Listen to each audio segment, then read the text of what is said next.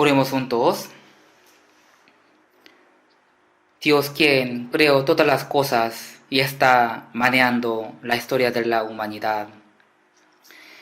Dios, nuestro Padre, quien es digno de recibir la alabanza, gloria y la nobleza para siempre. Cuando vivíamos pagando en pecado, tú nos llamaste a la iglesia, que es tu cuerpo santo preparado ante la creación. Y también nos has perdonado con la sangre preciosa de la cruz. Gracias por justificarnos solo con tu evangelio, por la fe y por hacernos renacer como tus hijos. También gracias por alimentarnos con tu palabra cada momento, cada día en la iglesia. Y también ayúdanos para que podamos vivir en tu santa voluntad como tu pueblo con tu gracia. Ya pasó 2 semanas desde que inició el año 2024. Queremos que tú siempre nos protejas y nos guíes en el tiempo que tú nos permites para que podamos vivir para tu felicidad y tu gloria con la fidelidad, cumpliendo el voto que hemos hecho en el principio de este año. También aún hay muchas almas perdidas y muertas alrededor de nosotros. Tenemos que salvar a ellos. Ayuda para que podamos encontrarlos sin dificultad. Y también ayúdanos para que podamos vivir como sacerdote del Evangelio, predicando tu palabra a tiempo, fuera de tiempo. Hay muchos misioneros y hermanos que están evangelizando en todo el mundo.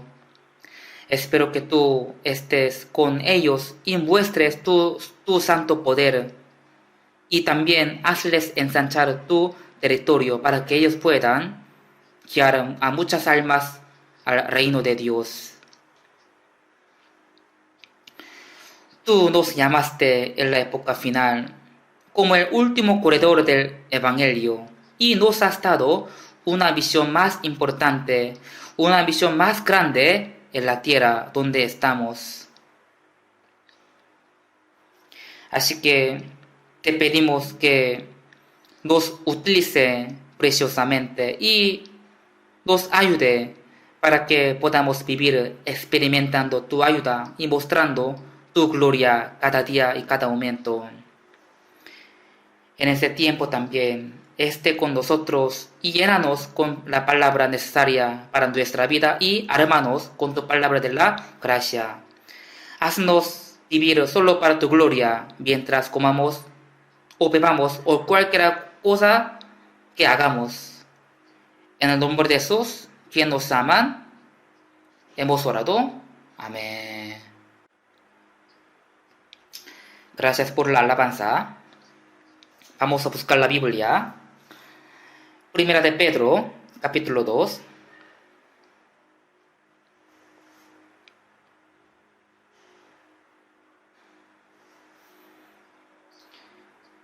Versículo 9, yo voy a leer. Primera Pedro, capítulo 2, versículo 9, yo voy a leer. Mas vosotros sois linaje escogido, real sacerdocio, nación santa, pueblo adquirido por Dios, para que anunciéis las virtudes de aquel que os llamó de las tinieblas a su luz admirable.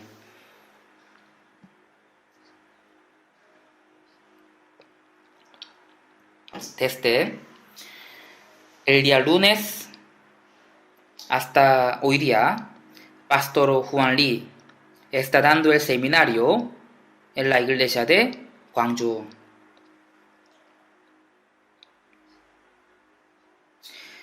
Hasta hoy día es el seminario de la Biblia en la iglesia de Gwangju. Por eso estoy aquí en su lugar.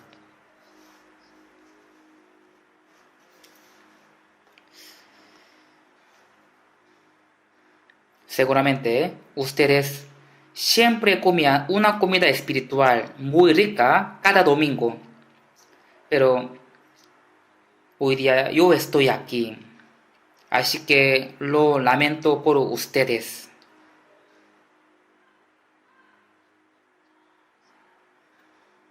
porque Pastor Juan Lee tiene que estar aquí, tiene que predicar a ustedes.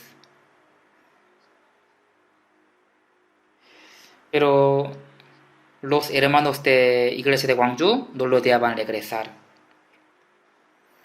Por esta situación, Pastor Juan Lee está en Gwangju y yo estoy aquí en su lugar. Pero para mí es una gran gloria poderlos ver a ustedes.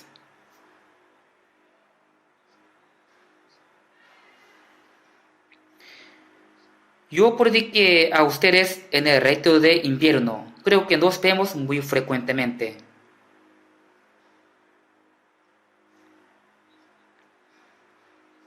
Creo que cada uno en el retiro de invierno inscribió la palabra abundante de Dios en su corazón y seguro su corazón está armado con la palabra. Creo que ustedes vivían como un cristiano, produciendo el olor de Cristo y vivían con todas sus esfuerzas, obedeciendo la palabra del Señor hasta el año pasado. Pero igual, seguramente cada uno habría hecho resoluciones de este año nuevo 2024. Ya pasaron 2 semanas del año nuevo. Estamos el día 14 de enero. Hay un dicho, resolución de 3 días. No sé cómo serán ustedes. Tal vez sus resoluciones se han acabado en 3 días y ahora estarían viviendo con el corazón flojo y están viviendo y sirviendo al Señor igual que el año pasado. Tal vez así estaré viviendo ahora. Pero si hay una manera de superar la palabra, resolución de 3 días. ¿Cómo? Cada día tiene que hacer resoluciones. Cada día. Cada día hay que hacer las mismas resoluciones que han hecho en el inicio del año. También hay que pensar que hoy día será el último día que Dios me permite. Así hay que hacer cada día. Así hay que vivir. Porque el diablo siempre nos hace malgastar nuestro tiempo y nos hace usar nuestro tiempo en las cosas no importantes. Nosotros cada día tenemos que ganar la tentación del diablo, la tentación del mundo y la lucha contra nosotros mismos. Cada día tenemos que ganar por la cruz. Hoy día vamos a aprender 1 de Pedro capítulo 2, 9. Aquí dice, mas vosotros sois real sacerdocio. Entonces, ¿qué son los deberes y las obligaciones del real sacerdocio? Es anunciar las virtudes. Para esto nos ha salvado y nos ha dado una maravillosa posición social. Somos real sacerdocio. Somos real sacerdocio. Podrían pensar como un tipo de posición social nada más, pero es un derecho exclusivo. Es un privilegio. El rey más grande en la época del Antiguo Testamento es el rey David. En el Nuevo Testamento dice que él era un varón conforme al corazón de Dios. Así fue evaluado. Sin embargo, él fue rey, pero nunca fue sacerdote. Samuel también. Él no tenía ninguna falta ante los ojos del pueblo de Israel. Nadie decía que él cometió un error, tal error. Realmente era un gran sacerdote, pero de igual manera, él nunca pudo ser rey.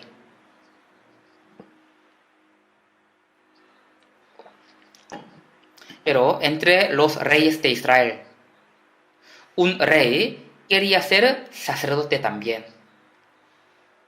Él tenía de verdad avaricia. ¿Quién fue ese rey? ¿Qué quería el sacerdote? El rey Usías. Él entró en el templo de Dios y quería quemar el incienso a Jehová. Los sacerdotes le decían que no podían. Sin embargo, él persistía en su deseo y finalmente quemó incienso, que solamente estaba permitido a los sacerdotes.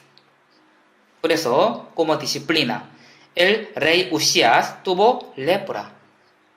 tuvo lepra. Y tuvo que vivir en un cuarto apartado con lepra hasta su muerte. Su hijo en su lugar se hizo el nuevo rey. Usías vivió miserablemente, sufriendo tanto por el resto de su vida. ¿Por qué a él le pasó esto? Porque él era rey y al mismo tiempo quería ser sacerdote. Era imposible. Pero maravillosamente, ¿y nosotros? Somos reyes. Al mismo tiempo somos sacerdotes. Real sacerdocio. En muchas partes de la Biblia hablan de esto. Vamos a buscar Apocalipsis capítulo 1, versículo 6. Apocalipsis capítulo 1, versículo 6.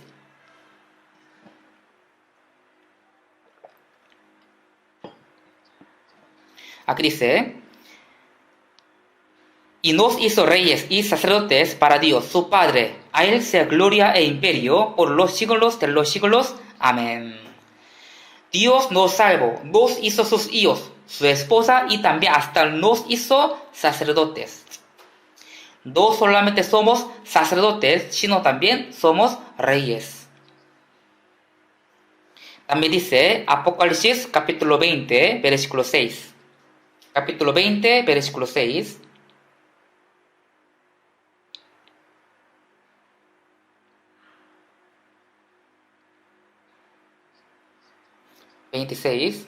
Leamos junto. Bienaventurado y santo el que tiene parte en la primera resurrección. La segunda muerte no tiene potestad sobre estos, sino que serán sacerdotes de Dios y de Cristo, y reinarán con él 1000 años. Somos sacerdotes de Cristo y también reinaremos con él. ¿Quién es rey y también sacerdote? Es Jesús. Él es Melquisedec.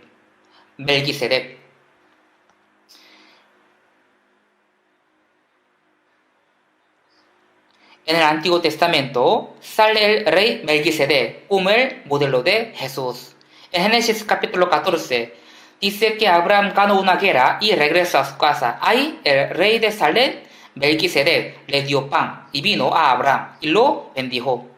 Y después Abraham le dio los diezmos de sus bienes.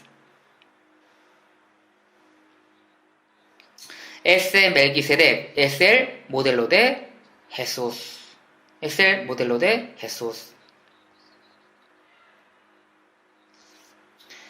Si vemos Hebreos capítulo 7, dice que Jesús es rey y sacerdote. Vamos a ver Hebreos capítulo 7, versículo 1.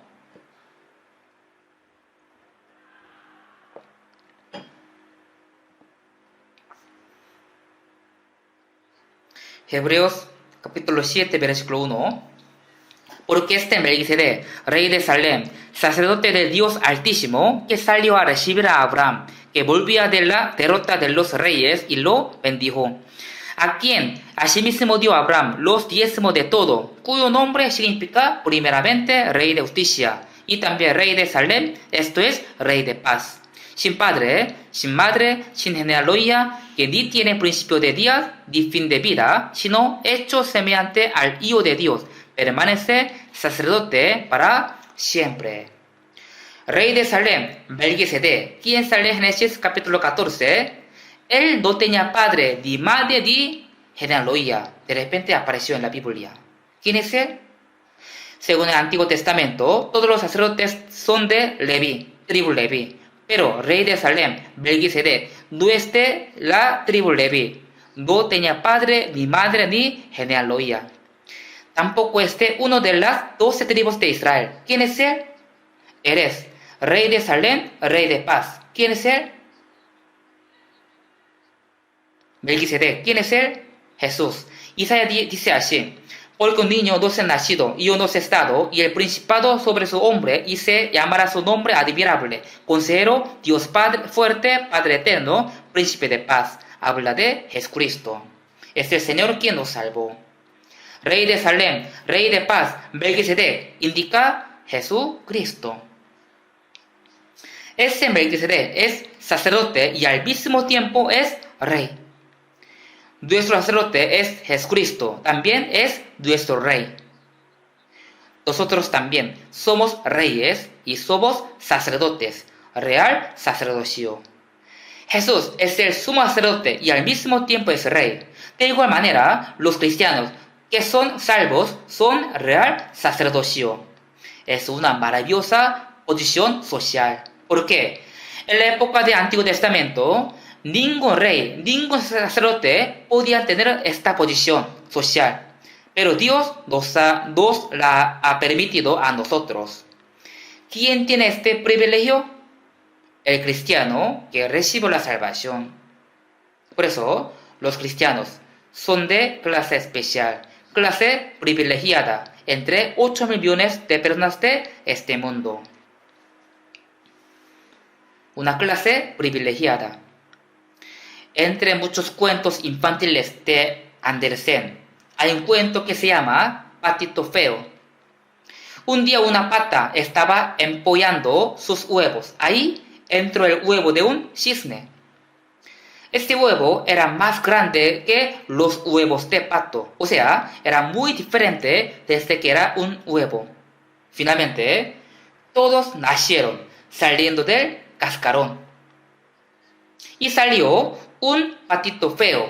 Era muy feo en diferencia de los otros patos. Por eso, la mamá pato también tenía mucha curiosidad, dudaba. ¿Por qué es muy diferente? ¿Por qué es muy feo? Por eso lo picoteaba. Los patitos también lo marginaron. Por eso se llama patito feo. Con el tiempo, todos crecieron juntos. Un día de repente, ese patito feo aleteó y voló doblemente al cielo. Todos se dieron cuenta de que no era un pato, no era un patito feo, sino un cisne. Este patito feo siempre fue burlado y comía las cosas sucias en un pequeño estanque con otros patos. Él vivía pensando que era un patito feo. Él de verdad sufría injusticia.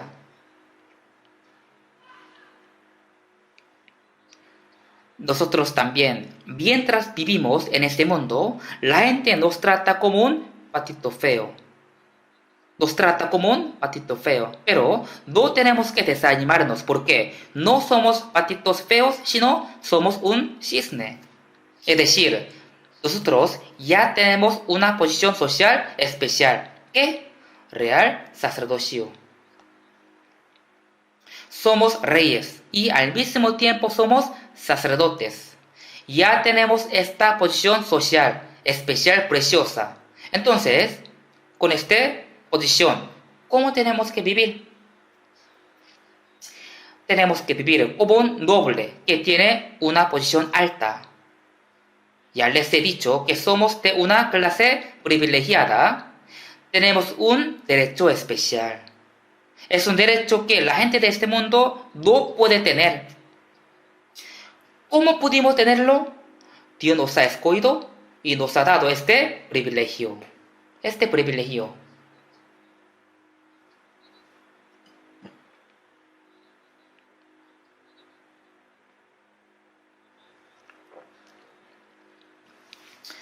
Aquí dice, Primera de Pedro capítulo 2, versículo 9.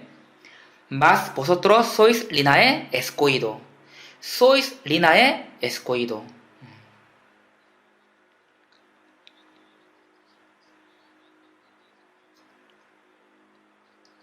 Linaje escogido. Nosotros fuimos llamados por el Evangelio y Dios nos hizo su pueblo, quienes pueden ir al cielo por la fe. Entre 8 millones de personas de este mundo, somos muy especiales y preciosos, como si fuéramos un oro en la playa arenosa. Entre 8 millones de personas de este mundo, ¿cuántos habrían recibido la salvación? Pensemos esto. Esforzaos a entrar por la puerta angosta, porque os digo que muchos procuran entrar y no podrán. Entre los que viven en este mundo, son muy pocos los que tienen la esperanza de ir al cielo. Son muy pocos. Son muy pocos. Jesús también ha dicho, serán muy pocos. Entre muchas personas somos escogidos. Linae escogido. Obviamente no significa que un individuo ya fue predestinado para ser salvo. No significa esto. Dios predestinó la pareja de amor de Cristo. Predestinó al pueblo de Dios que vivía en el cielo eternamente. Predestinó la iglesia antes de la creación.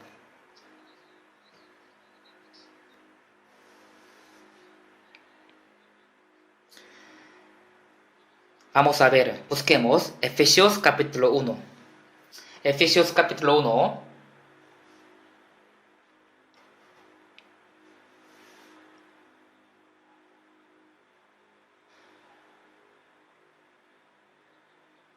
Capítulo 1, versículo 4 y 5. 4 y 5. Leamos juntos. Según nos escogió en él antes de la fundación del mundo, para que fuésemos santos y sin mancha delante de él. En amor habiéndonos predestinado para ser adoptados, hijos suyos por medio de Jesucristo, según el puro afecto de su voluntad. Aquí dice, habiéndonos predestinado. Esto no significa que Dios me predestinó para ser salvo antes de que yo naciera, sino que Dios ya predestinó la iglesia, quien es la pareja de Cristo. Predestinó el pueblo de Dios, quien va a vivir eternamente en el cielo. Por ejemplo, ya está predestinado los cupos para entrar en la universidad para este año 2024. Algunos entrarán en este cupo, algunos no podrán. Mateo 11 dice así: desde los días de Juan el Bautista hasta ahora, el reino de los cielos sufre violencia. Dios ya predestinó la cantidad de los que entran en el cielo, predestinó su pareja. Entonces, ¿quiénes entran en esta cantidad? En esta predestinación, los que recibieron la salvación por la fe. Por eso, la Biblia dice, desde los días de Juan el Bautista hasta ahora, el reino de los cielos sufre violencia. Nosotros ya hemos arrebatado al cielo y maravillosamente, después de la salvación, entendemos, Dios nos ha escogido antes de la creación. Somos linaje escogido. Por eso, tenemos un derecho especial como el pueblo de Dios que va a vivir en el cielo. También otra cosa, dice 1 Pedro 2.9, vamos a ver. 1 Pedro capítulo 2.9. También dice, nación santa. Nación santa significa una nación distinguida. Los que son distinguidos de este mundo, los que son distinguidos de los pecados, se llaman la nación santa. Son los hijos de Dios quienes viven distinguiéndose en este mundo. San Lucas 17:21 dice, los fariseos preguntaron, ¿dónde está el reino de Dios? Y Jesús respondió, dirán, él aquí o él allí, porque aquí el reino de Dios está entre vosotros. El reino de Dios está entre vosotros. Hay tres factores para formar un país. Son el territorio, la soberanía y el pueblo. El territorio es el cielo que el Señor preparó. ¿Y quién es el soberano? ¿Quién es el soberano? En un país democrático dicen que el pueblo tiene la soberanía, pero en el cielo Dios es el dueño, así que Él es el que tiene la soberanía. Entonces, en el reino de Dios, ¿quién es el pueblo? El pueblo del cielo que Dios ya había predestinado antes de la creación, es decir, nosotros. Dirán, él aquí, él allí, porque he aquí el reino de Dios está entre vosotros. Si vemos Romanos 14, 17, porque el reino de Dios no es comida ni bebida, sino justicia, paz y gozo en el Espíritu Santo. El Espíritu del Señor mora entre los salvos. Entonces, el lugar donde estamos ahora es un lugar santo, porque el Espíritu Santo está morando aquí en la iglesia con nosotros. Somos un grupo santo. Entonces, ¿cómo tenemos que vivir? Sed santo porque yo soy santo. Nosotros éramos pecadores, pero ahora somos justos por la redención de la cruz. Y también hasta los pecados del futuro están perdonados.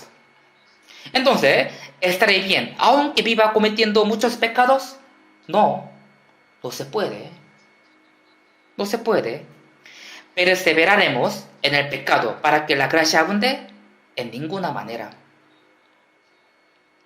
Los cristianos que tienen salvación tienen que llevar una vida santa, distinguida, porque somos el reino de Dios. Somos un grupo que lleva una vida distinguida. También vamos a ver 1 de Pedro, capítulo 1, versículo 15 y 16. Busquemos 1 de Pedro, capítulo 1, versículo 15 y 16.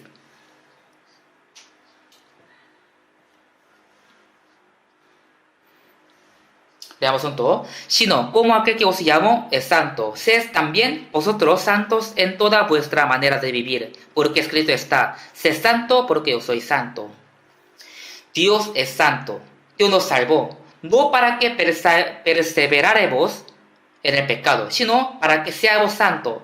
Sed santo porque yo soy santo. Lo que primeramente Dios quiere es que todos reciban la salvación y después que estos salvos sean santificados. Primera de Tesalonicenses 4:3 dice, la voluntad de Dios es vuestra santificación. También dice, sed santos porque yo soy santo. Somos una nación santa. Somos una clase privilegiada, una clase exclusiva. Y también 1 Pedro 2:9 dice, pueblo adquirido por Dios. Nación santa, pueblo adquirido por Dios. 1 Pedro capítulo 2:9. Somos un pueblo adquirido, es decir, somos de Dios. Nosotros teníamos que recibir la condenación del infierno eterno, pero Dios nos compró con su sangre. Por eso, ahora somos de Dios, somos del Señor.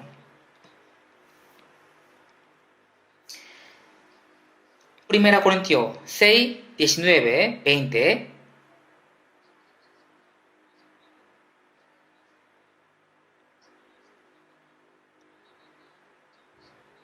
Primera Corintios capítulo 6, 19, 20 dice, ¿o ignoráis que vuestro cuerpo es templo del Espíritu Santo, el cual está en vosotros, el cual tenéis de Dios, y que no sois vosotros? Porque habéis sido comprados por precio. Glorificad pues a Dios en vuestro cuerpo y en vuestro espíritu, los cuales son de Dios. Porque habéis sido comprados por precio. Nos compró por precio en la cruz. También, si vemos Hechos capítulo 20, 28, dice,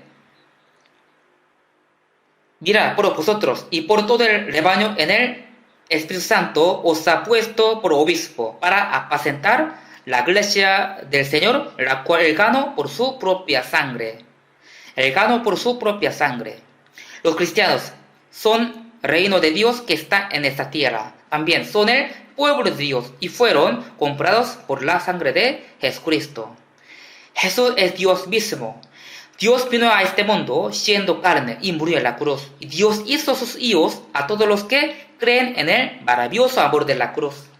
Y Dios ya los ha comprado con su sangre. Entonces, Dios nos compró por precio, por lo cual no somos de nosotros, sino somos de Dios.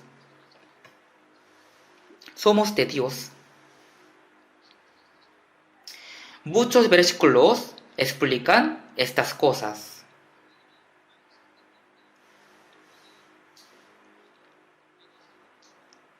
También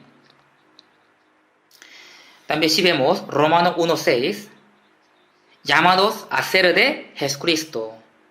Llamados a ser de Jesucristo. Romanos 14, versos 7, 8 también. Dice así, porque ninguno de nosotros vive para sí, y ninguno muere para sí. Pues si vivimos, para el Señor vivimos, y si morimos, para el Señor morimos. Así pues, que sea que vivamos o que moramos, del Señor somos. Nosotros somos salvos. El cuerpo ya no es mío, sino de Dios, quien lo compró por la sangre. Si fuera mío, entonces yo lo usaría a mi voluntad, pero mi cuerpo es de Dios. Entonces, cuando el Señor quiere usarlo, ¿cómo tenemos que decir? Sí, Señor, úselo, utilícelo, es suyo. Es suyo mi cuerpo. Cuando Jesús entró en Jerusalén, necesitaba un asno. Por eso ha dicho a sus discípulos, id a la aldea que está enfrente de vosotros, y luego que entréis en ella, hallaréis un pollino atado, en el cual ningún hombre ha montado. Desatadlo y traedlo. Cuando ellos fueron allá, realmente había un asno atado. Y ellos lo desataron y ahí, el dueño de asno ha dicho, ¿por qué desatáis el pollino? Ellos le respondieron, porque el Señor lo necesita. El dueño del asno permitió que se lo llevaran. Y Jesús entró en Jerusalén como un rey tomando un pollino atado, en el cual ningún hombre ha montado. Muchas personas con muchos niños han alabado diciendo, Hosanna. Jesús va a venir por segunda vez como Rey de Reyes, que va a reinar este mundo durante 1000 años. Jesús, quien es el Rey, ahora está sentado a la diestra de Dios como el sumo sacerdote orando por nosotros. Jesús es el sumo sacerdote y al mismo tiempo es Rey. Pero maravillosamente nos ha puesto la misma posición social. Antes de ser salvo, nosotros no teníamos ninguna relación con Dios. Y Jesús era el unigénito de Dios. Cuando nosotros hemos entendido que Jesús murió en la cruz y resucitó, y cuando hemos creído en Él, todos nosotros fuimos hechos hijos de Dios. Entonces, Jesús es el mayor hijo. Somos segundo hijo, tercer hijo, cuarto y el último hijo. O sea, podemos decir que Jesús es nuestro hermano mayor.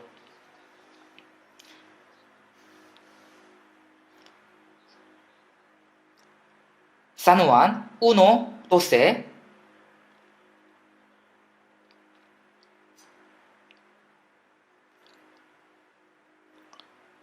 San Juan 1:12 dice así: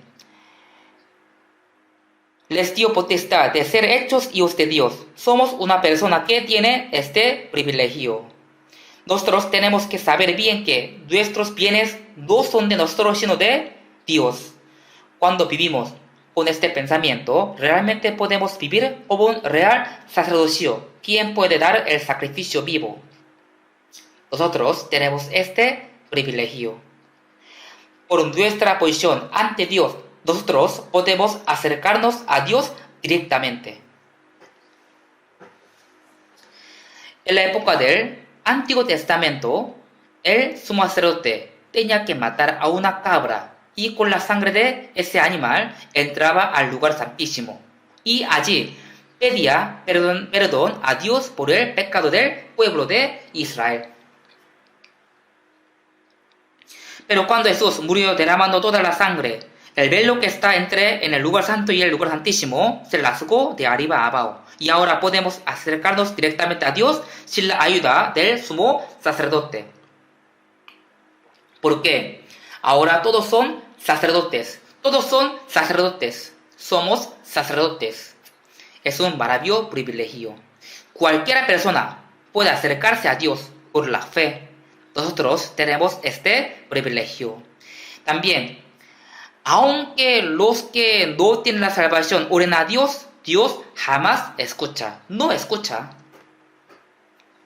Isaías capítulo 59, verso 1-2 dice: he aquí que no se ha acortado la mano de Jehová para salvar, ni se ha agravado su oído para oír, pero vuestras iniquidades han hecho división entre vosotros y vuestro Dios. No va a escuchar. La única oración de los pecadores que Dios escucha es la oración de arrepentimiento de los pecados. Dios, yo soy pecador, quiero recibir salvación, quiero ser salvo. Dios escucha solo ese tipo de oración. Pero, ¿cómo son los cristianos? Si es cristiano, cualquiera puede acercarse al trono de la gracia y puede orar a Dios. Solo los cristianos que tienen salvación tienen este privilegio. Puede orar, puede adorar, puede dar un sacrificio a Dios.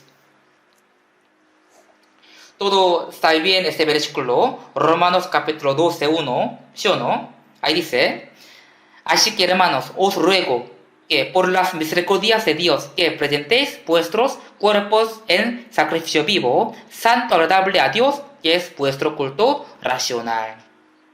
¿A quién Dios está diciendo esta palabra? A los cristianos que tienen la salvación. Está diciendo este versículo al pueblo de Dios, a su reino, al reino escogido, que presentéis vuestros cuerpos en sacrificio vivo, santo, agradable a Dios, que es vuestro culto racional. Un día, Jesús ha dicho una palabra a una mujer samaritana. Mas la hora viene, y ahora es, cuando los verdaderos adoradores adorarán al Padre en espíritu y en verdad. El día de Pentecostés empezó la historia de la iglesia. Desde ese momento, los que tienen la salvación como un linaje escogido, siendo la iglesia, pueden dar culto, pueden presentar sus cuerpos en sacrificio vivo. Ya tenemos este privilegio. Podemos dar culto, podemos presentar nuestro cuerpo en sacrificio vivo. Y el segundo privilegio. ¿Qué privilegio sería? Es el privilegio de poder orar. Dios no escucha la oración de pecador, pero Dios escucha la oración de su Hijo, quien tiene salvación.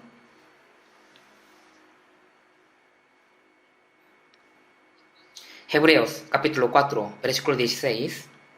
Hebreos capítulo 4, versículo 16.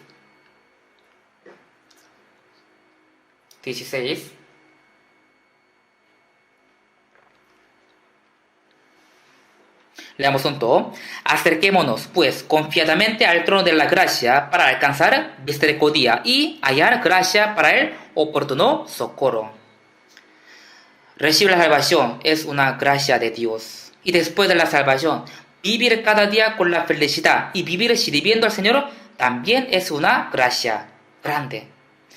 También es una gracia el estar aquí sentado en la iglesia siendo salvo como un cristiano. De igual manera, Dios me ha dado otro tiempo, 2024, en el cual puedo vivir para Él. También es una gracia grande. Gracia sobre gracia. Dios añade más gracia sobre la gracia de la salvación en nuestra vida. Yo he venido para que tengan vida y para que la tengan en abundancia. Ya tenemos la vida eterna y después Dios sigue dándonos más gracia para poder vivir con su gracia abundante. Tenemos que acercarnos al trono de la gracia. Entonces, para acercarnos allá, ¿cómo tenemos que hacer? Dios jamás da a los que lo piden. Pedid, buscad y llamad. Los que tienen la salvación tienen que pedir, buscar y llamar ante el trono de la gracia.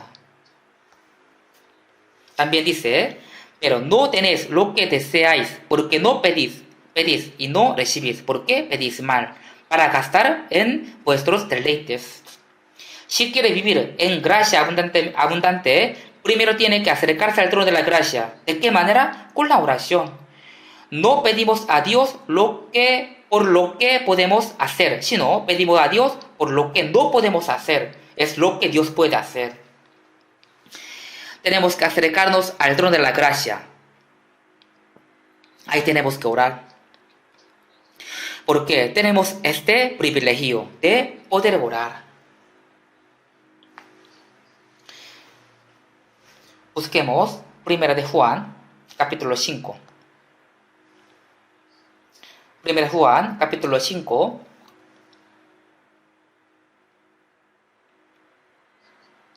Versículo 14-15. Versículo 14-15. Leamos un y esta es la confianza que tenemos en Él, que si pedimos alguna cosa conforme a su voluntad, Él nos oye. Y si sabemos que Él nos oye en cualquier cosa que pidamos, sabemos que tenemos las peticiones que le hayamos hecho. Aquí dice, cualquier cosa que pidamos, ¿qué tenemos que pedir? Hay que pedir algo para la gloria de Dios, no para sí mismo ni para su beneficio. Si pide para su deseo carnal, Dios no responde ese tipo de oración. No responde ese tipo de oración. Busquemos San Juan capítulo 14.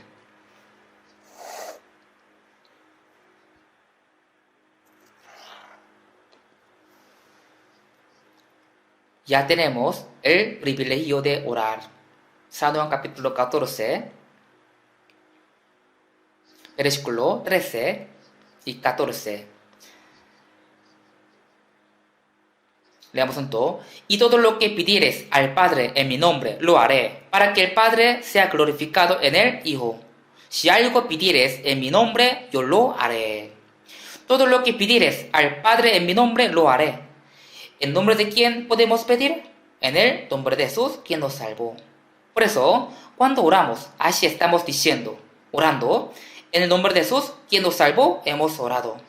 También, así hemos dicho, por el nombre de Jesús, quien nos salvó, hemos orado. Cuando oramos a Dios en el nombre de Jesús, entonces Dios Todopoderoso lo va a hacer. Es como Jesús ha firmado en el papel de nuestra petición. Pero los que no tienen salvación, no tienen este privilegio. Nosotros ya lo tenemos, sí lo tenemos. Jesús Altísimo dejó su alto trono y vino a esa tierra siendo un hombre. Él es el más rico, tiene todas las cosas, pero él mismo se ha hecho como un hombre pobre, como un mendigo. Porque de esa manera vino a esa tierra, fue para enriquecernos, para enriquecernos. La Biblia dice, Dios Padre, tú que dominas sobre todo, es decir, eres dueño de todas las cosas de este mundo. Él tiene todas las cosas, nadie será más rico que Él. Y nosotros somos los hijos de Él, que tiene la mayor riqueza. Pero entre los que tienen la salvación, algunos sufren por la pobreza. No solamente estoy hablando de algo material. ¿Por qué sufre por la pobreza? Es porque no piden. Dios es un ser rico, pero Él a quien le da su riqueza, al que pide, al que busca, al que llama. Ya tenemos este privilegio. Pero ¿por qué no estamos viviendo con mucha riqueza, sino estamos sufriendo por la pobreza? Porque no estamos pidiendo. No estamos utilizando este privilegio que Dios nos ha dado. Tenemos el privilegio de poder orar. Sí podemos orar, tenemos que utilizarlo. Tercer privilegio, ¿cuál será? Somos real sacerdocio. Un rey tiene muchos privilegios. Somos real sacerdocio.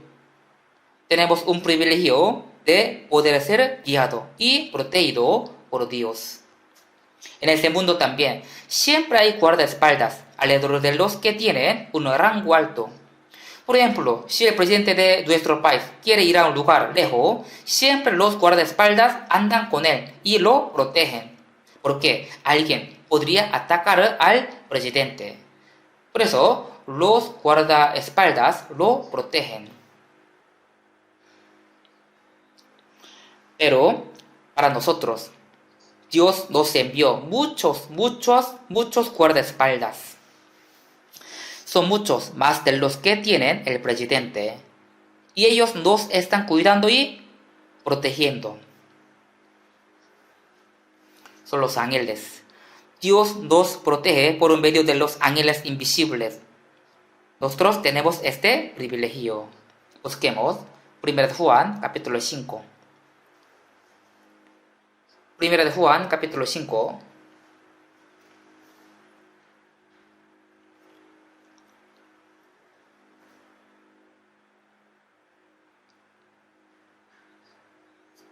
Versículo 18.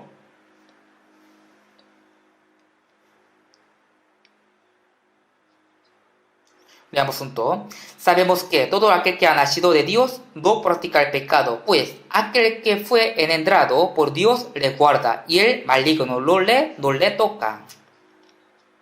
Dios nos está protegiendo de cualquier tipo de peligro. Realmente tenemos más guardaespaldas que cualquier hombre alto en este mundo. Ya tenemos este privilegio. Les dije que somos de una clase especial, una clase privilegiada, una clase exclusiva, si somos de una clase más alta que cualquier clase de este mundo. Ya tenemos muchos privilegios. Al mismo tiempo, tenemos las responsabilidades y los deberes. Hay una palabra dice, noblesse oblige. Noblesse oblige. Significa, los nobles tienen sus deberes. Los deberes que los nobles tienen. Si viven con una posición alta y viven disfrutando muchas cosas, entonces tiene que ayudar y dar sus cosas a los que no tienen. Y tiene que ser ejemplo de la vida. Son los deberes de los nobles. Somos una clase privilegiada. Entonces, ¿cómo tenemos que vivir? Ya Dios nos ha dado una posición de sacerdotes. ¿Cuál es el papel del sacerdote? Jesús es sumo sacerdote. Y no solo esto, sino también Él mismo se entregó a sí mismo en la cruz como un sacrificio. Él se sacrificó. Las ofrendas de la Biblia, del Antiguo Testamento, llevan el sacrificio. Holocausto, ofrenda por la paz, ofrenda por el pecado, ofrenda expiatoria. Estas 5 ofrendas llevaban el sacrificio. Hasta la ofrenda de los granos no se la podían dar natural. Tenía que molerlos hasta que eran polvo, o sea, debía de perder su forma original. Esta ofrenda de los granos muestra la vida de Jesucristo en la tierra durante 33 años. Se sacrificó como una flor de harina. Se ha roto totalmente a sí mismo. Tenemos que entregarnos a sí mismo como un sacrificio. Tenemos que sacrificarnos como un sacerdote. Juan 12:24. Todos saben bien que si el grano de trigo no cae en la tierra y muere, queda solo. Pero si muere, lleva mucho fruto. Al morir puede llevar fruto. Hay que morir. O sea, por mi sacrificio, otro puede ser salvo. También, Colosenses capítulo 1:24, apóstol Pablo dijo, cumplo en mi carne lo que falta de las aflicciones de Cristo por su cuerpo, que es la iglesia. Para que se pueda transmitir el amor de Cristo en la cruz a otras personas, se necesita el sacrificio. No se puede transmitir fácilmente. Debe haber el sacrificio del que predica. Ahí puede transmitir el amor de la cruz.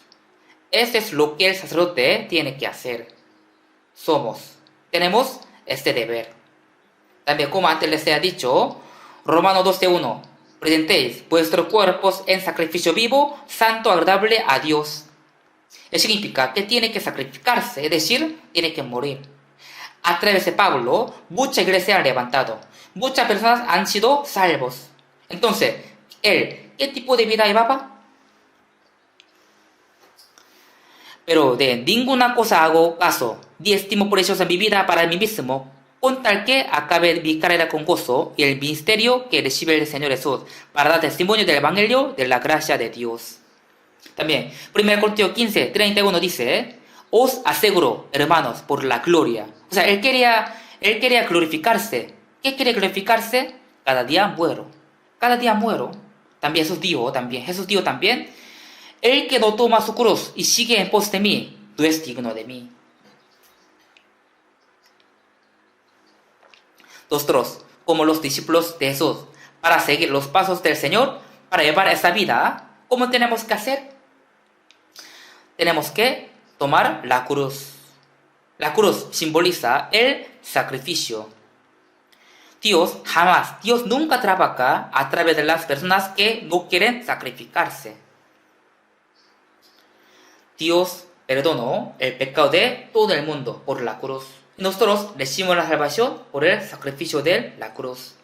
Y ahora, para predicar este evangelio a otras personas, como dice la Biblia, presentéis vuestros cuerpos en sacrificio vivo, santo, agradable a Dios. Tenemos que presentar nuestro cuerpo en sacrificio vivo. Además, a Dios le agrada esta vida. Creo que les he dicho en la palabra pasada, entre varias ofrendas había una que se hizo un grato olor y que era agradable a Dios. Este es el holocausto. Este holocausto que sale en Levítico capítulo 1. Después sale la ofrenda por el pecado y la ofrenda expiatoria. Son las ofrendas que llevaba sacrificio por el pecado del hombre. ¿Por qué? Dios odia los pecados.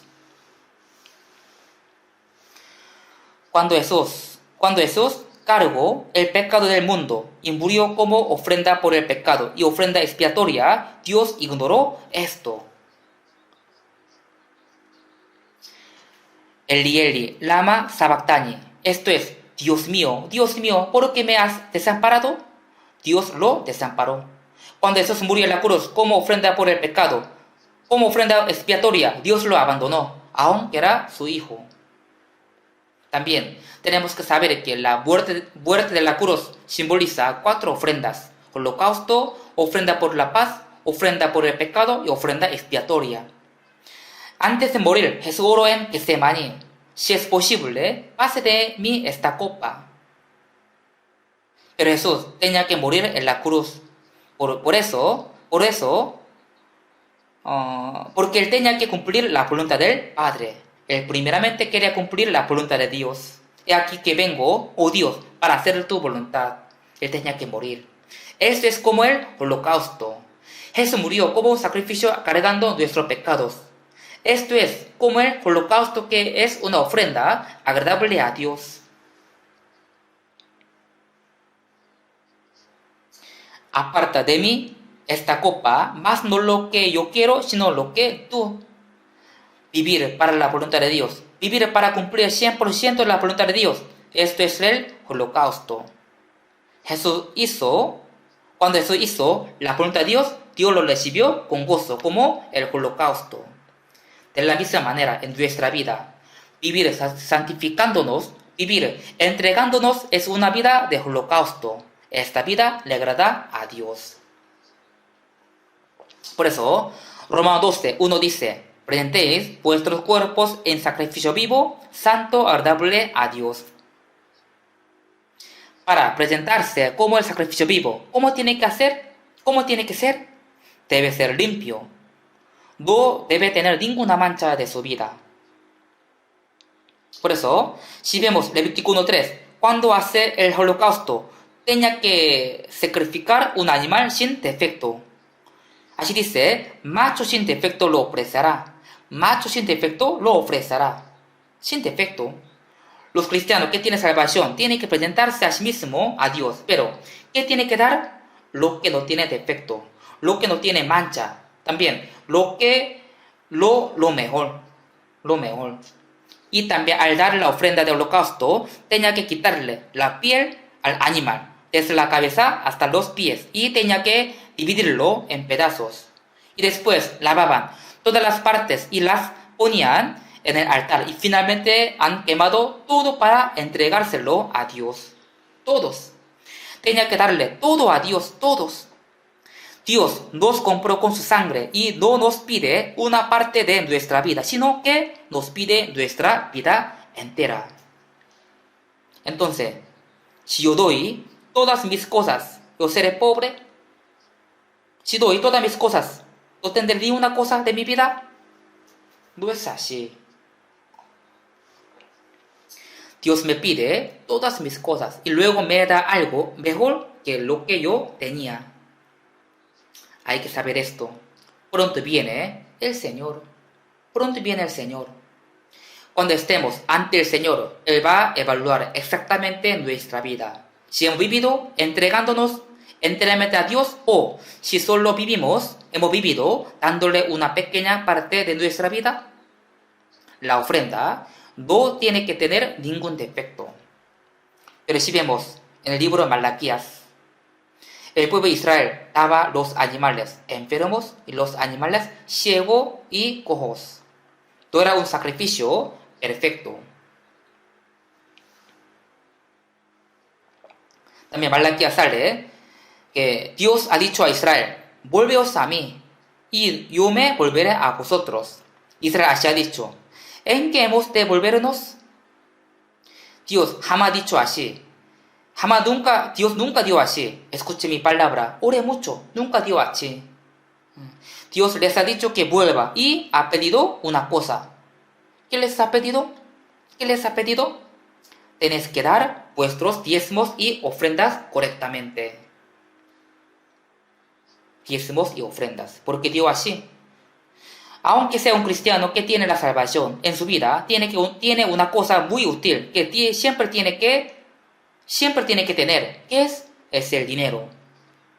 Pero uno es mezquino con el dinero para con Dios. Entonces, no puede ser así. Yo doy toda mi vida al Señor. Yo me presento como un sacrificio vivo, santo al Señor. No puede ser así.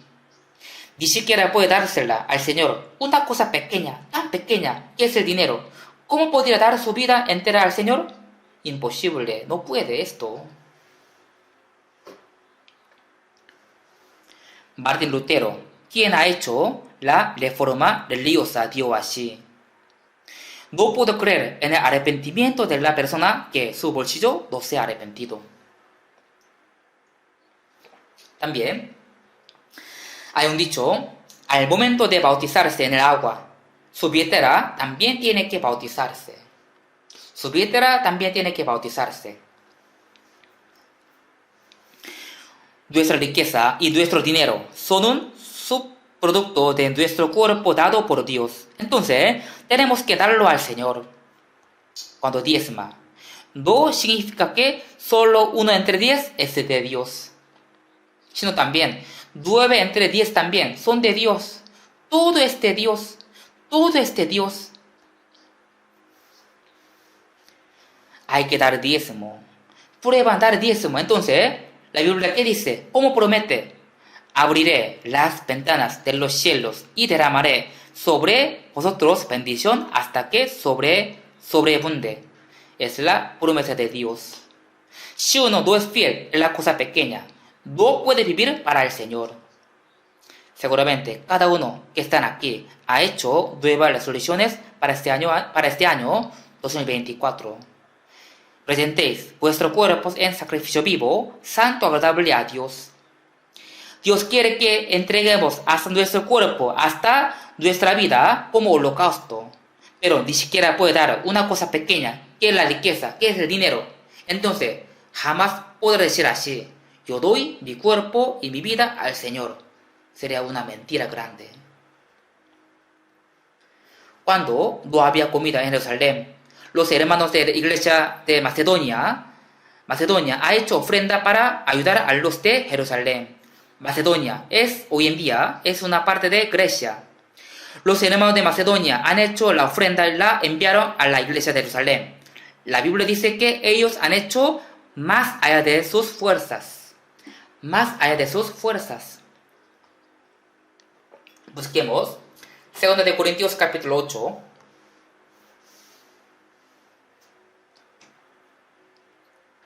Segundo de Corintios capítulo 8.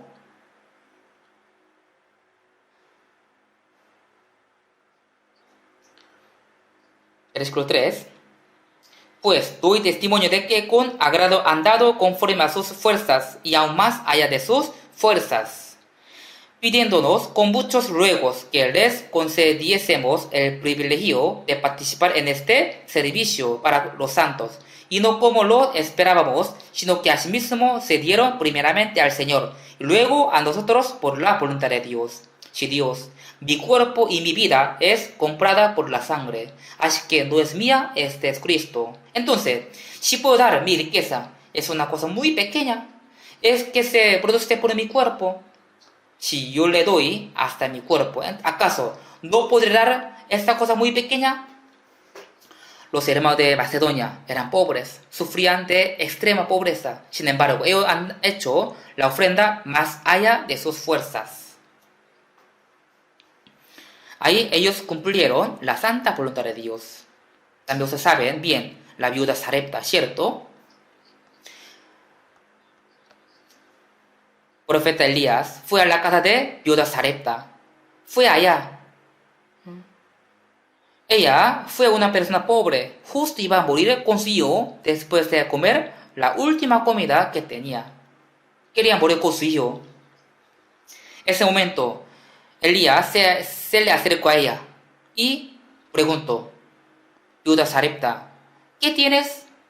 Solo tengo un poco de harina y un poco de aceite.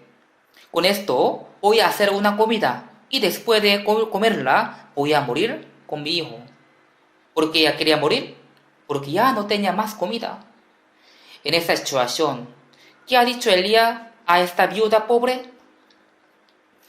Pero hazme a mí primero de ello una pequeña torta cocida debajo de la ceniza y tráemela y después harás para ti y para tu hijo.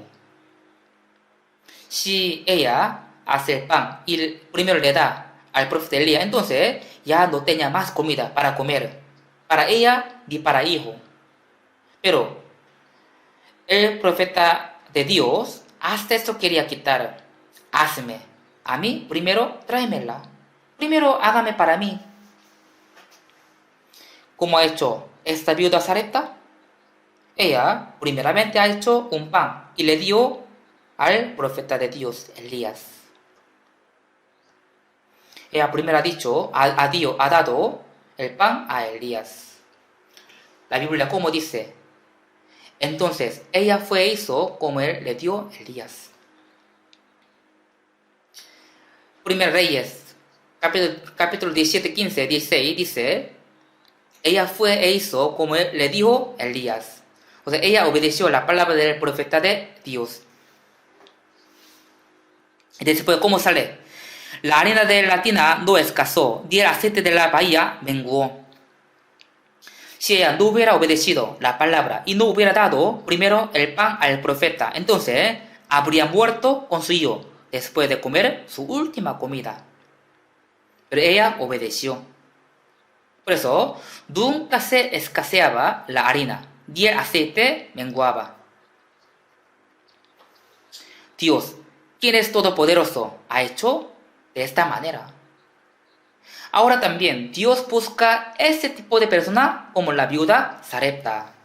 Dad y se os dará, medida buena, apretada, remecida y rebosando dará en vuestro regazo. Es la promesa de Dios.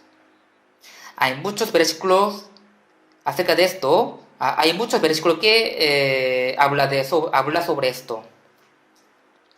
Pero también, si hubo una pareja que no ha dado todas sus cosas y engañó a Dios y fueron disciplinados, ¿cierto? En Hechos capítulo 5 sale Ananías y Zafira. Era un matrimonio. En este momento, algunos vendieron sus terrenos y han dado como ofrenda lo que ha vendido. Ya estaba creciendo bien la iglesia. Dios añadía cada día a los salvos. Los hermanos todos los días se reunían en el templo y oraban y alababan. Y muchos vendieron sus cosas y han dado como ofrenda. Por eso la iglesia estaba creciendo bien. En ese momento, Ananías y Zafira de la iglesia primitiva engañaron a Dios, engañaron al Espíritu Santo. Por eso murieron. Un matrimonio, ambos murieron. Les han preguntado, ¿esto es todo lo que ha vendido? Sí, es todo lo que hemos vendido. Ananías fue el que primero mintió y ahí mismo murió. La gente se lo llevó y lo sepultó. Y después, la esposa Zafira apareció en el mismo lugar sin saber de lo que había pasado a su esposo. ¿Ese dinero es todo lo que lo ha vendido su terreno? Sí, señor, sí es todo lo que hemos vendido. Ella también mintió y murió. La gente también la llevó y la sepultaron. Todos se murieron. Por lo que todos mintieron, murieron. También, si vemos Mateo 19, ahí sale un joven rico. Un joven rico se acercó a Jesús y le dijo a Jesús, todo esto lo que he guardado desde mi juventud, ¿qué más me falta? Entonces, Jesús le ha dicho, una cosa falta, anda, vende todo lo que tienes y dalo a los pobres y tendrás tesoro en el cielo y ven. Pero este joven rico, ¿cómo ha hecho? Se puso muy triste porque era muy rico. Era muy rico. Después de esta conversación en la Biblia, nunca dice que ese joven volvió a Jesús y escuchó la palabra y recibió la salvación. O sea, él se fue totalmente. Él ya se fue a otro lado. Es más fácil pasar un camello por el ojo de una agua que entrar un rico en el reino de Dios. Entonces, ¿quién pues podrá ser salvo? Para los hombres esto es imposible, mas para Dios todo es posible. Este joven rico no pudo entregarse enteramente a Dios. Obviamente ni siquiera era salvo. Sí, Señor, le daré toda mi vida. Los cristianos deben confesar así, deben vivir de esta manera. El holocausto es que tiene que hacer pedazos desde la cabeza hasta los pies, y tiene que quemar todas las piezas en el altar para darlas a Dios. Todos hay que quemarlas. ¿Qué significa? Significa sufrimiento y el sacrificio. Quemándolos sube el olor grato a Dios. Dios desea toda mi vida y todas mis cosas. Sí, Señor, todas mis cosas son suyas. No sé cuánto tiempo me queda de mi vida, pero voy a vivir para el Señor. Para usted, para el Señor. Así tenemos que vivir. Seguramente Dios nos evaluará cuando estemos ante Él. Si hemos dado todas mis cosas o hemos vivido con un corazón mezquino.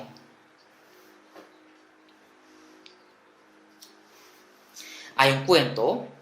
En un país vivía tres hermanos. Había tres hermanos. Su padre les ha dejado unas herencias. Primero, al mayor le dio un telescopio para que pueda ver aunque sea muy lejos. Al segundo le dio una alfombra para que pueda volar y pueda ir a cualquier lugar que quiera. Y al tercero le dio una manzana como herencia, que si uno la come le cura cualquier tipo de enfermedad. Así a cada uno ha dado diferente herencia.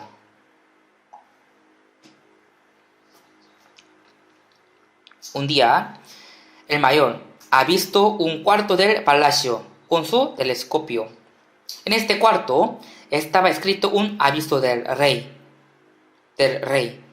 Así estaba escrito: la princesa, mi hija, está enferma. Si alguien sana y salva a mi hija, será mi yerno y se casará con mi hija y le daré todo mi reino. El mayor ha visto ese aviso y le ha dicho a sus dos hermanos y dijo: ¿qué hacemos? ¿Cómo hacemos? El segundo dijo: hermano mayor, vamos allá juntos. El mayor preguntó: ¿en qué vamos? Vamos en mi alfombra, podemos ir volando allá. Entonces, ¿cómo podemos curar a la princesa?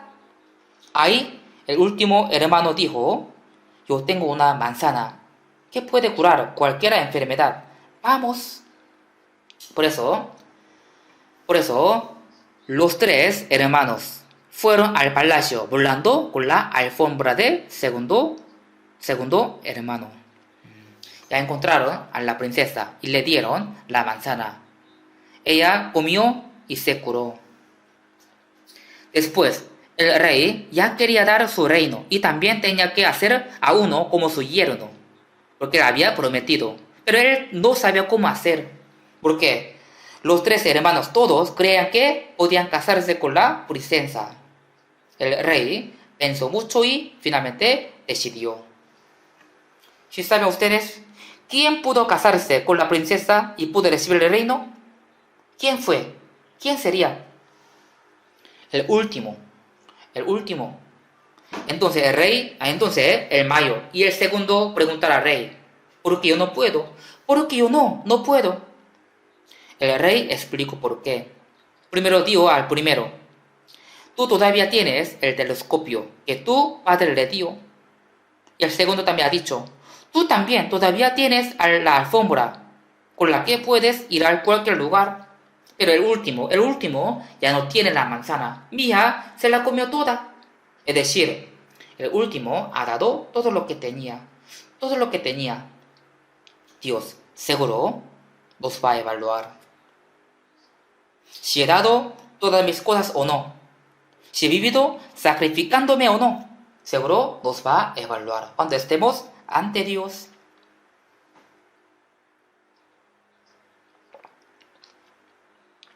¿Cómo hacer el holocausto? Tenía que quemar todo. Quemando todo, podía darlo a Dios. Tenía que quemar todo, todas las partes, todas las piezas. Entonces, de allí subía el olor. Ese olor se hizo un olor grato y Dios lo recibió. ¿Qué quiere decir esto? Necesita el sufrimiento y el sacrificio.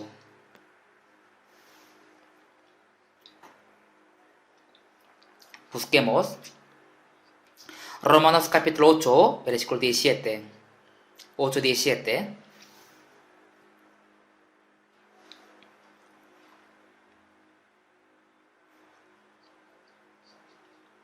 Capítulo 8, versículo 17. Leamos juntos. Y si ellos, también herederos, herederos de Dios, coherederos con Cristo, y si es que padecemos juntamente con Él, para que juntamente con Él seamos glorificados. También abajo dice, no son comparables con la gloria venidera. 2 Corintios 4:17 también dice, esta leve tribulación momentánea. A nadie le gustará la tribulación porque es bien doloroso, pero es una tribulación momentánea. El sacrificio de los cristianos es momentáneo. Cuando estemos de pie ante Dios, nos va a dar la recompensa, la gloria, la corona. Estas son eternas. Filipenses capítulo 1, 29. Porque a vosotros os es concedido a causa de Cristo, no solo que crees en Él, sino también que padezcáis por Él. ¿Sabe esto? Ahora en Ecuador están en alerta. Hay muchos peligros.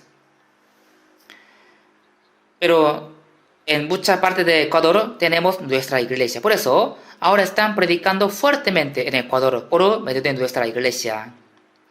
Obviamente, sí hay dificultades en todos los países, pero en este momento la iglesia que tiene gran dificultad es la iglesia de Ecuador.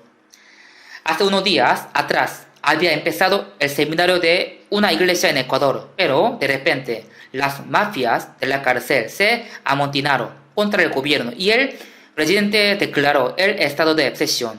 Por eso tenía que suspender el seminario porque nadie podía salir a la calle. Ahora tiene gran dificultad. Pero hace unas décadas atrás, unos misioneros jóvenes estadounidenses fueron para evangelizar y fueron matados por la tribu Aucaen en Ecuador. Uno entre ellos fue Jim Elliot. Él fue matado por una lanza. Si uno va a Ecuador, por donde cerca de selva, todavía puede visitar el aeropuerto de donde despegó la avioneta de ellos. Y también está conservada la casa donde Jim Elliot se preparaba para evangelizar. Este Jim Elliot murió siendo joven.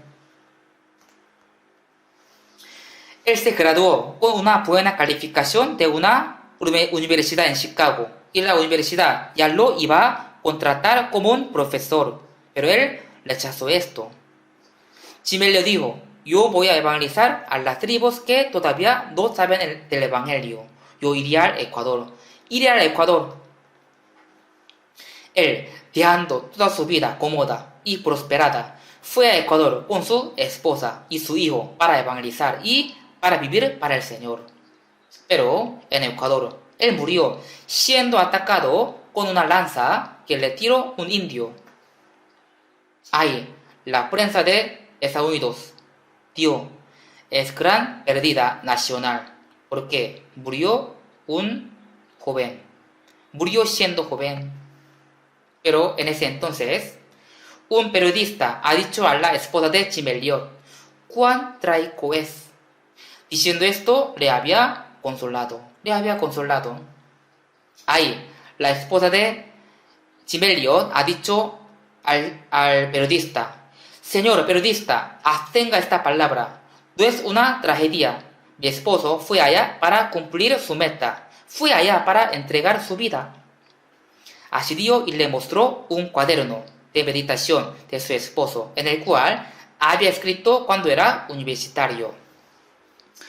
Le mostró una parte que dice así, que decía: oh Dios, no te pido que me permitas vivir largamente, solo deseo que mi vida sea utilizada para cumplir tu voluntad.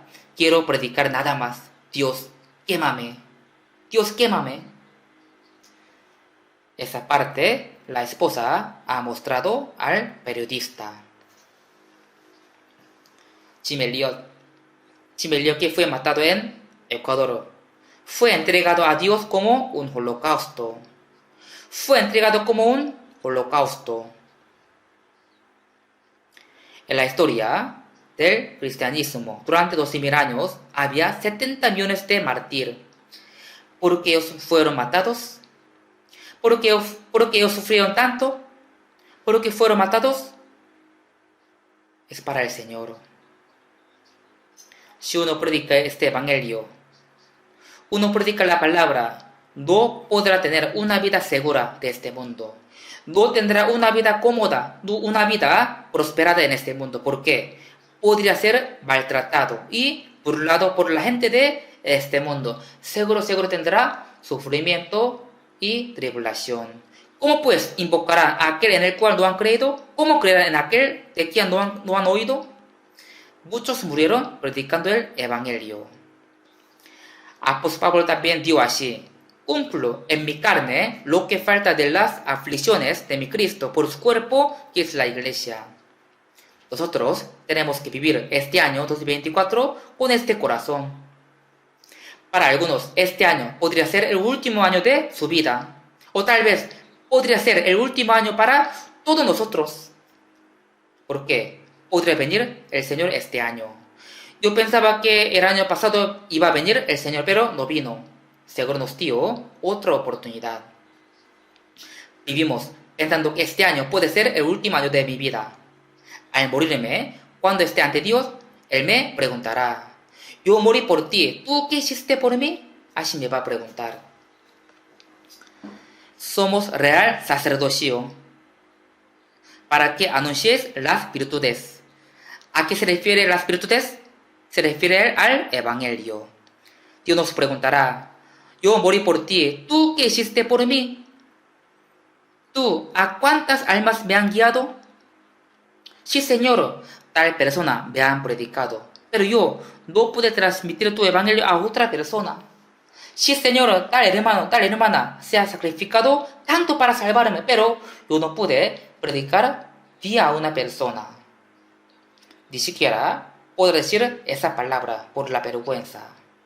No debe pasarnos esto a nosotros. Si vemos 2 de Tesalonicenses, capítulo 2, 19, el apóstol Pablo escribió a los santos de la iglesia de Tesalónica. Así ha dicho: vosotros sois nuestra esperanza, nuestra gloria, nuestro gozo. Quiere decir que cuando nos sacrificamos, predicamos y salvamos a algunos, entonces ellos serán nuestra esperanza, gozo y corona de gloria.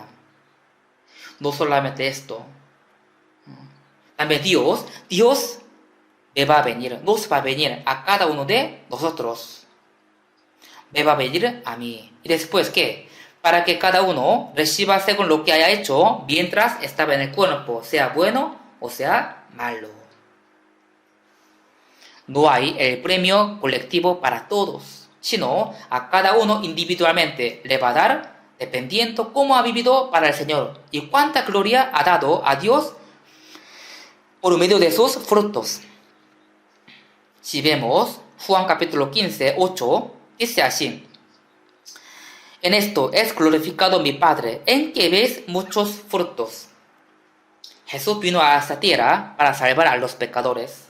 Y ahora también lo que le da más gozo a nuestro Padre es el fruto de la salvación. Él se goza más cuando encontramos a una oveja perdida, más que por 9 ovejas que está entre nosotros. ¿Qué significa esto? Es buscar a las almas perdidas y salvarlas. Es la predicación. Id por todo el mundo y predicad el evangelio a toda criatura. es la más grande misión en este mundo. Dios nos llamó como el real sacerdocio para que anunciemos las virtudes de aquel que nos llamó de las tinieblas a su luz admirable.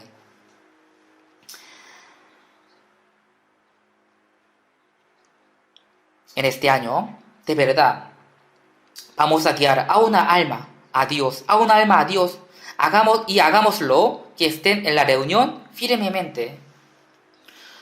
No hace falta guiar a muchas almas, sino solo a un alma. Solo a un alma. Aquí en la iglesia central hay unos 5.000 hermanos. Si cada uno predica solo a un alma y lo hace estar firme en nuestra reunión, entonces, al fin de este año, cuando haya el retro de invierno, aquí estará más que 10.000 hermanos. Más que 10.000 hermanos. ¿Por qué están asustados? ¿Será difícil esto? No es difícil. Porque solo cada hermano tiene que predicar a una alma nada más. Si yo digo, prediquemos 50 almas, prediquemos 100 almas, entonces ya es una gran cantidad, suena muy difícil. Pero yo digo, no a 100 almas, sino cada uno solo a una alma nada más. Cada uno predique a un alma nada más. Si uno ya salvó a una persona, ya no predique más a otro. Mejor ayude a otro hermano para que pueda predicar a una alma. Solo prediquemos a un alma. Así hagamos. ¿Qué les parece? Así hagamos. Entonces, cuando estemos ante Dios, nos hablará así, nos alabará así. Bien, buen siervo y fiel. Espero que todos sean dignos de recibir la alabanza, la honra y la gloria de Dios. Oremos juntos. Dios nuestro Padre vivo, quien tiene amor y gracia. Vivíamos sin esperanza, y Jesús quitó todos nuestros pecados en la cruz con su sangre y nos salvó. Así que te damos gracias. Ahora fuimos comprados por tu sangre preciosa, y así que nuestra vida restante no es de nosotros, sino de Señor.